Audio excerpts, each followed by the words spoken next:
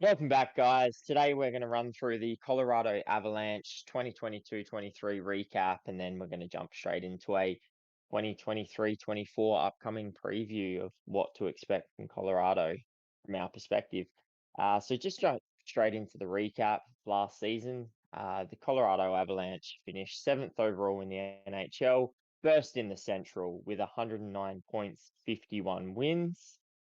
Ultimately, though, they were knocked out in the first round by the Seattle Kraken in 7 games.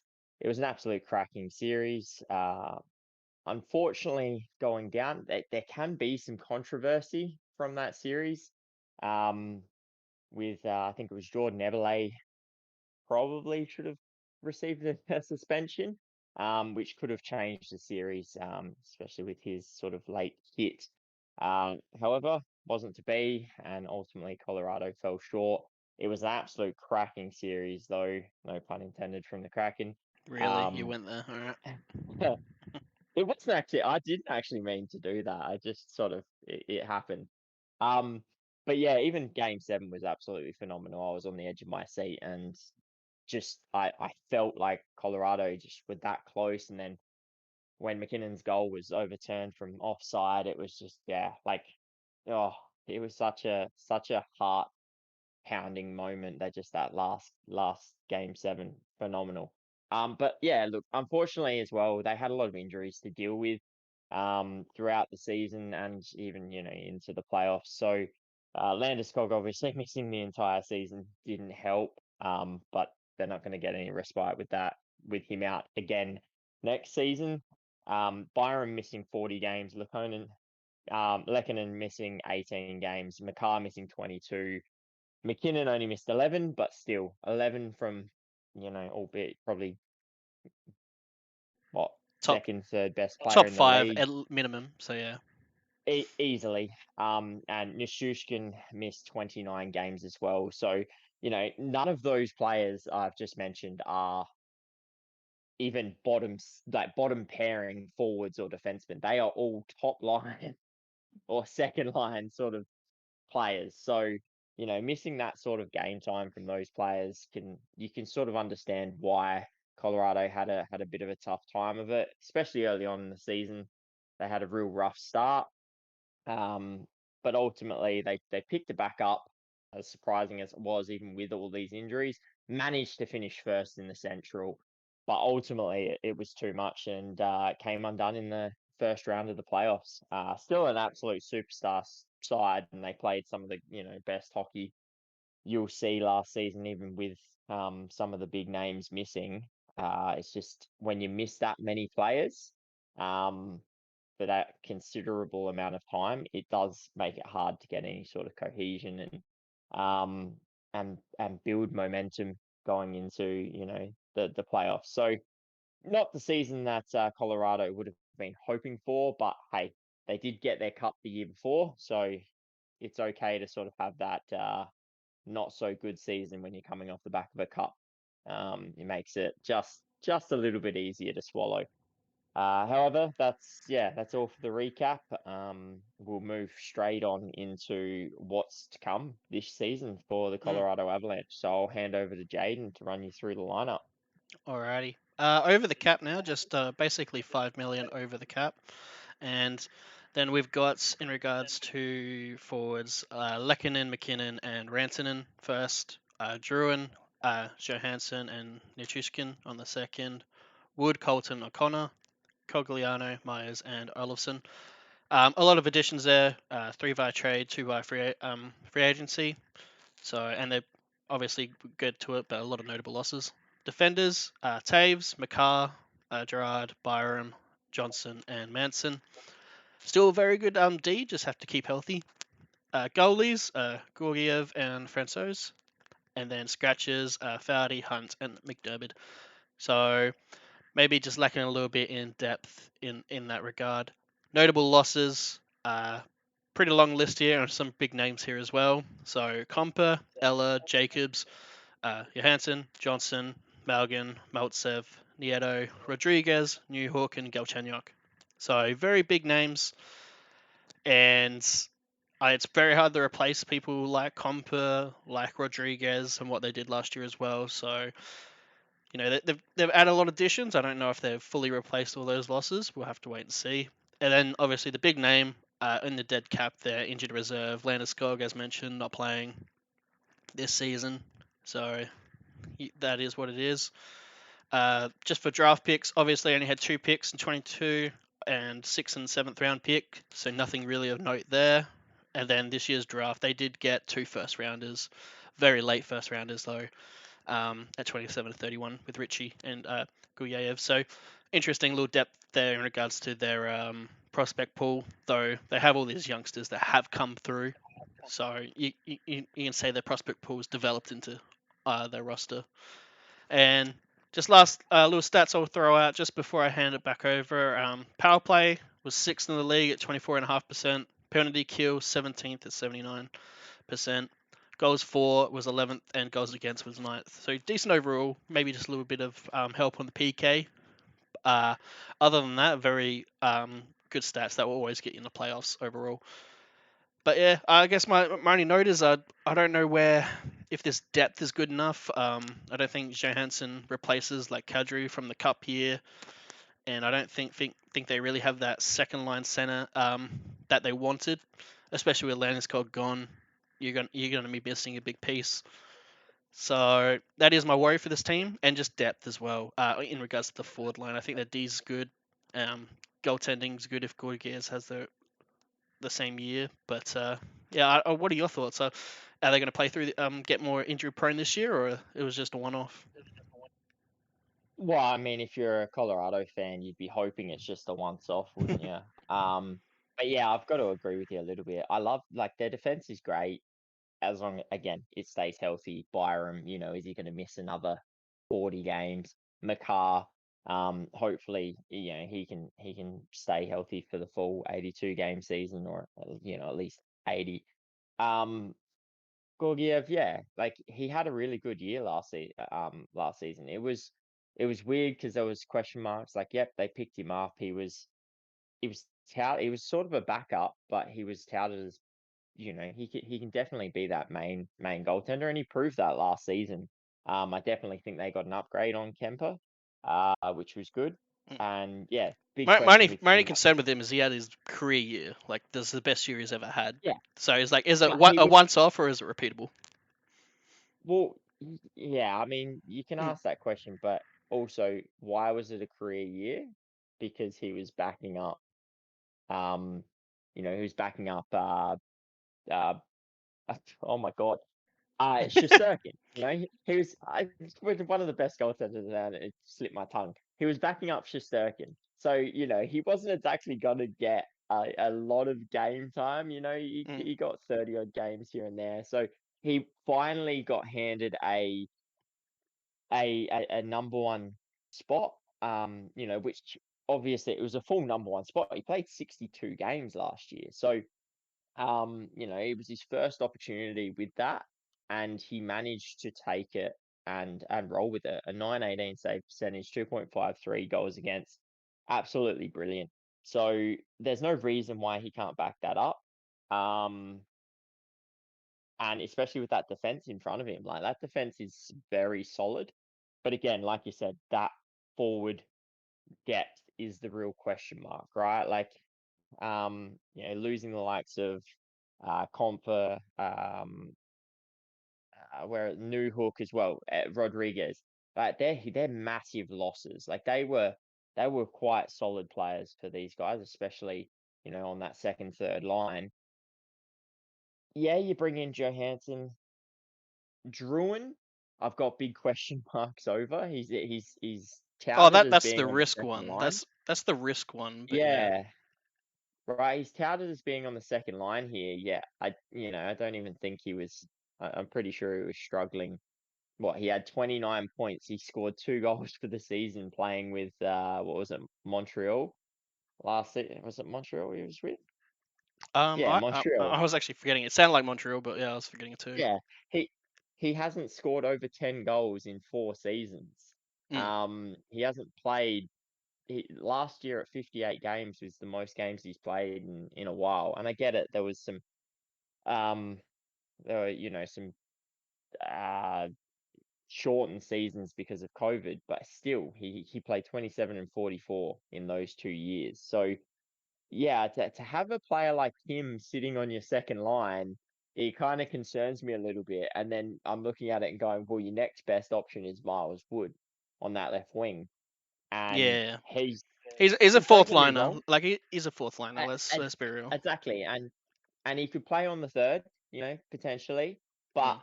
he's not going any higher than that. So yeah, it's that first line is absolute fire. As long as they stay healthy. That second line, Nichushkin, if he can stay healthy, is fantastic.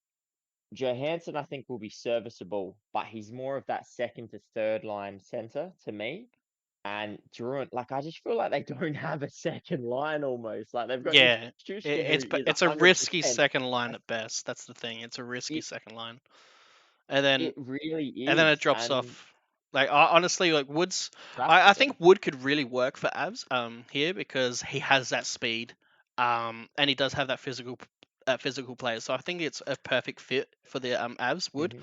I think he's overpaid though, and he's obviously Yeah. got term, so he's overpaid for the term he gets as well. I think it will age finely. But I think that is a little bit of an overpay. But they get a good player for the system and role that they want. But like you said, like he's never had over 20 goals.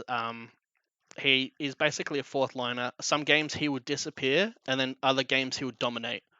But those Yeah. domination games is probably 1 in 10 games. Um, it's something like Yeah. that. But when he shows up, he'll score 2 goals. He'll be electric every shift. I think he was a little bit carried at New Jersey because of McLeod and Bastion. That line was just amazing. So I think that's why he gets a little bit of an extra pay here, just because of that help with how that good that line was. Other thing to note, just for the salary cap, obviously they have about 2 million in free cap. It's just Landeskog's LTIR is accounted into that, so they'll have about 2 million. So they don't need to sell anybody to free up that space. Which I But it thought, doesn't also give them anything to really, it doesn't give them a lot to play with no, either. So it's good they don't have to sell, but it's not like they're going to be able to add, mm, you know, a phenomenal firepower on that but second line but because, yeah, yeah. this is my concern though. I just don't think they can go all the way without Landeskog because of the depth issue. And Mm, like I know I'm pretty much guaranteed just because how weak the Central is as well that they're guaranteed to make playoffs almost in a mm. sense. But once they make the playoffs, I don't know. Like I don't think they're guaranteed to make it to the conference final plus. And Do they have the firepower? mm, That's the big question, right? Like, we know that first line's gonna fire, and that first line's gonna, and that defense and Gorgiev, they're probably gonna be able to, win them enough games to mm, finish top three in the Central. Um, but yeah, like, when you come to the playoffs, is the likes of Druin, Johansson, Miles Wood, even Ross Colton down the middle there. Like, I think Colton's a good pickup, but 4 million, I get he put up 16 and I think 20 the year before, so he's definitely serviceable. Um, but four yeah, million, I've just but is a lot too. But it is a um, lot over that term. Yeah, it's I just don't see the firepower in that bottom nine other than Nishushkin. Like, I feel like that's where it is. Like, mm. Johansson, as I said, you know, 4 million over the instead of the 8 million. I think that was a good pickup for a team that needs a center. Um, but again, if Landeskog was in this team, it changes. I, Oh, it I still think changes they're missing a little everything. bit, but it Mm. changes massively, right? Because now that that second line with whether it's Landeskog playing on the left wing, Johansson center, and Nishushkin right wing, they have a true top six. Mm. Because I feel like Johansson can do it if he's got the players next to him, but he's got Druin on the left wing. Which I just don't honestly, know. it's gamble that could pan out well.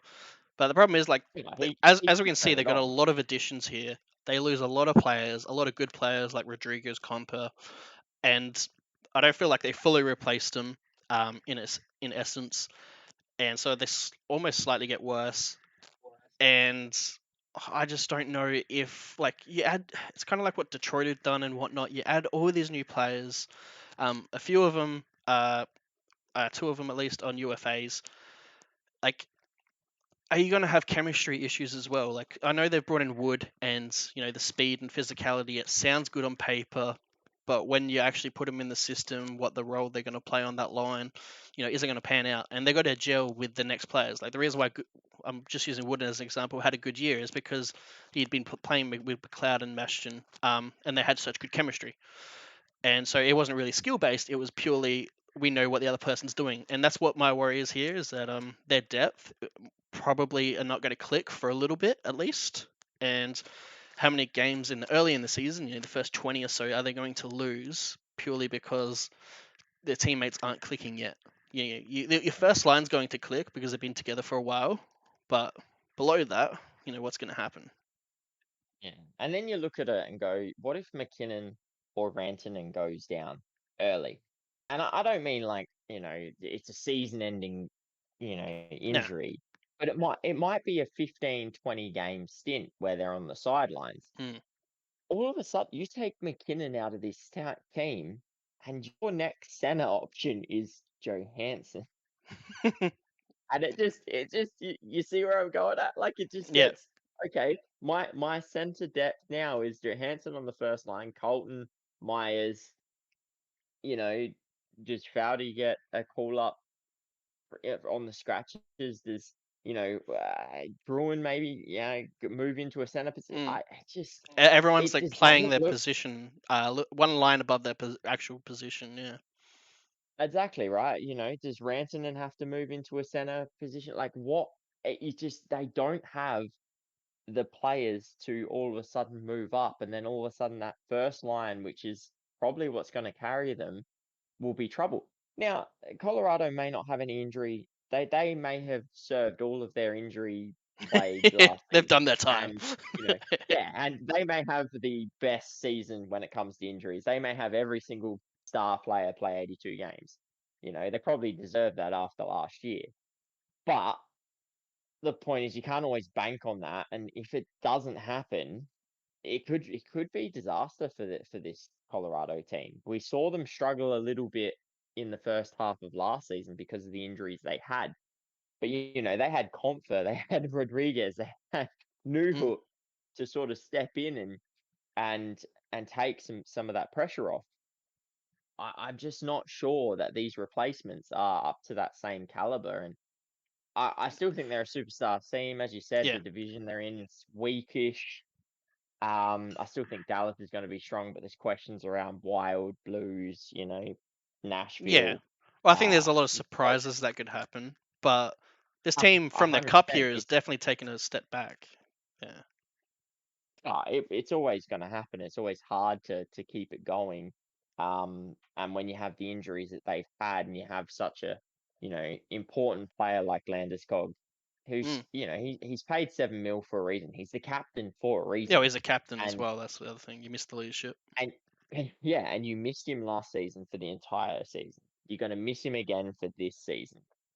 Will he come back next season? Is this potentially, a longer term thing? I really hope not. I think he's a fantastic player. I really hope he gets back next season. But it's a massive loss for them, man. And you start to see the holes. I feel like you can sort of do something around it, but you've got to get someone Yeah. in.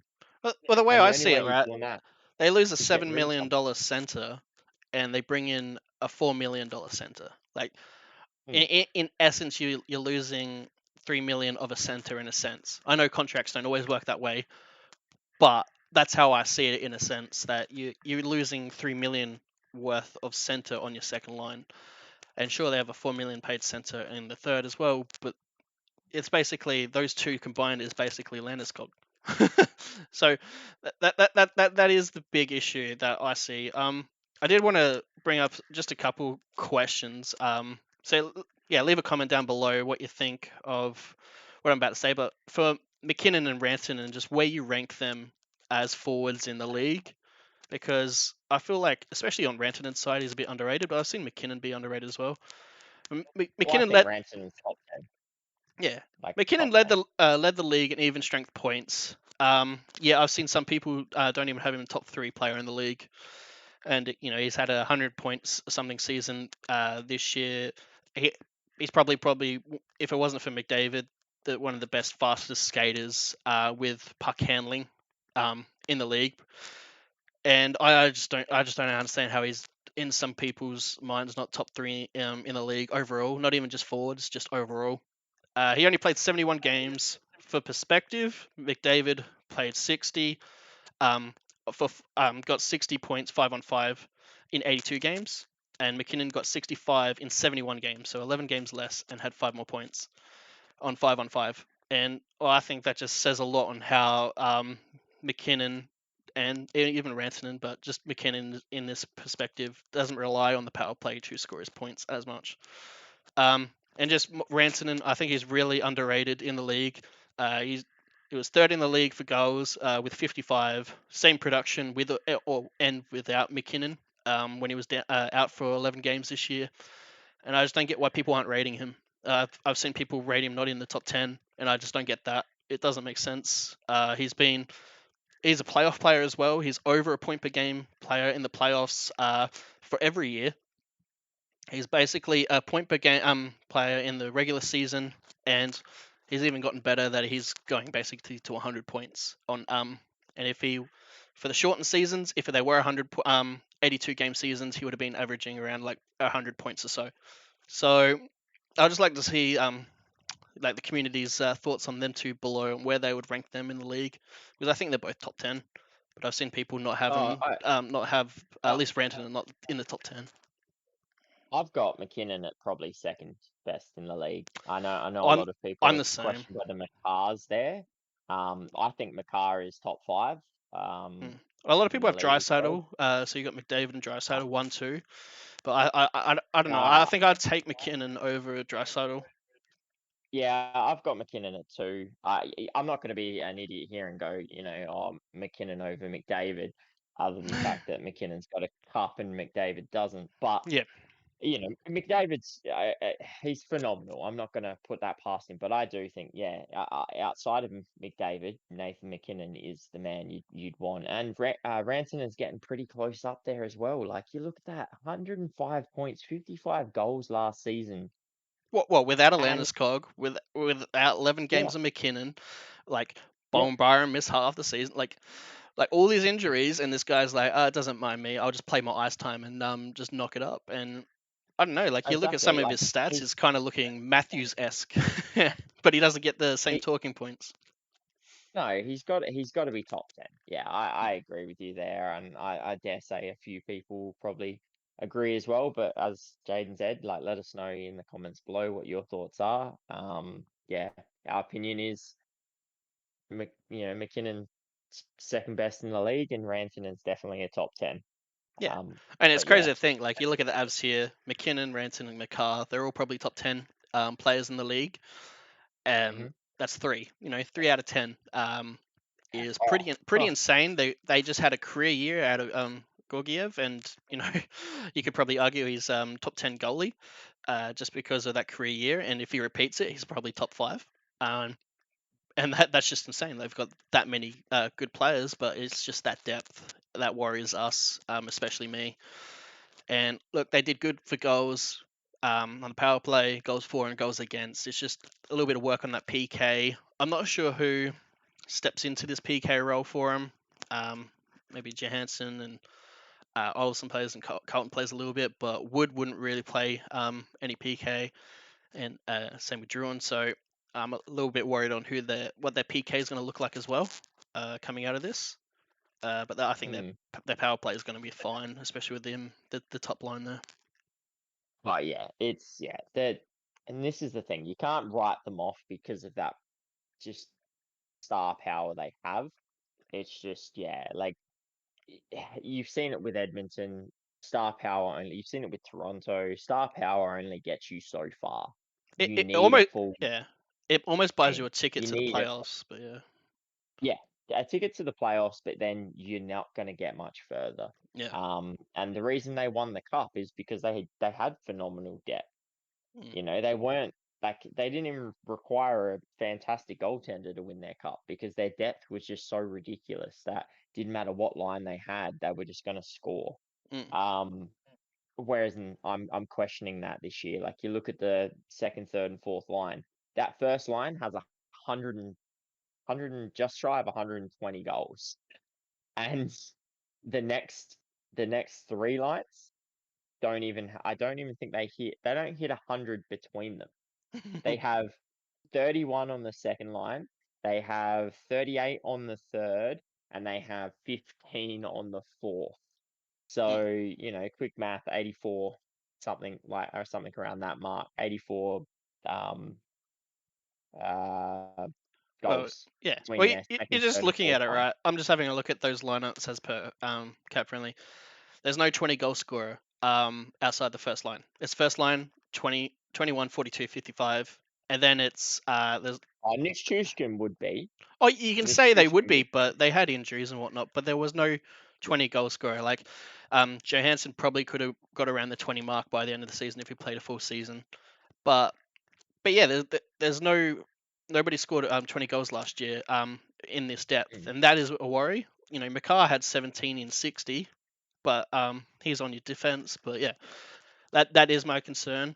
I wonder how much they're going to get out of Drouin and Johansson, because Nichushkin played 20 minutes last year. Drouin and Johansson played on average around 15 minutes for their respective teams. So that's second line, borderline third line, depending on what type of depth team you're looking at. And then you look at further like Wood 12 minutes, Colton 12 minutes. Connor had 14, so he's probably definitely a third liner. But then Cogliano 12, Myers 9, and Olofsson 10. So like you basically got like no true third line there in a sense. Like there's kind of like a lot of fourth liners and a couple second third liners filling out. So it is my worry, and you can go to plus minuses as well and have a issue with Druin and Johansson as well. But I I think they will do fine just because of the defense. It's sound. Um, I don't expect Gorgiev to drop off by any means, but I don't think he'll have another career year like he did. But it might, instead of being 918 save percentage, maybe it's like a 915 or something. And yeah, I still expect great things out of McKinnon, Ranson, and Lehkonen. I don't know. I feel like there's a lot of gambles. I don't think it's going to play out in the playoffs, and that's why I probably have Dallas and whatnot ahead of the Avs for this year. Yeah, no, I'd have to agree with you. I'm just not sure that they're going to be able to fix sort of what they've lost, and I think that they'll be fine defensively. They're probably going to be able to squeeze out some wins just from that defense, and that first line firing. But I think, yeah, they're really going to be let down from that depth perspective. Um, Unless, of course, Bruin and Johansson go back to what they have been in the past.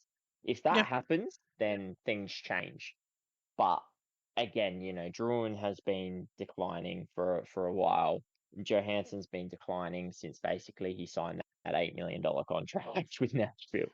Um, so it's hard to see whether it'll happen, but you never know. Changes of scenery can sometimes be just what a player needs, and maybe that is the case. And if it does happen and they get that first and second line firing with that defense, yeah, I can definitely see that they'll be quite strong in that central again. Um, but it'll still be a big question mark on that depth, even with that, because that bottom six is going to be questionable in my opinion. yeah. I probably have them finishing around second in the Central, and I don't know what they do in the playoffs. I don't think they'll be done. I think there'll still be moves either before the season or trade deadline, especially if there's injuries. So I feel like look a little bit different by the end of the season, and I don't know how far they'll go though. It obviously depends who they come up against, but I just think they're definitely taking a step back from the Cup year last year. Then they've with the injuries, it didn't help, and I feel like they've taken another step back just a little bit, and a lot of it does hinge on that Landeskog. But other than that, I don't have much more to say. I still think playoffs. I can't see them not making the playoffs. And once you buy your ticket, you bought your ticket. Anything happens. Yeah, agreed. Nah, that's pretty much it from me as well. I think that the only worry will be is if, Minnesota, Nashville, St. Louis, maybe even Arizona, just all of a sudden come out and be surprise packets. Could give Yeah, Colorado some I think at worries, least but one of them is a surprise packet. At least one of them. probably. But given that, you should probably say Colorado at worst could make a wild card spot. Yep, I agree. Anything but playoffs is definitely a failure there.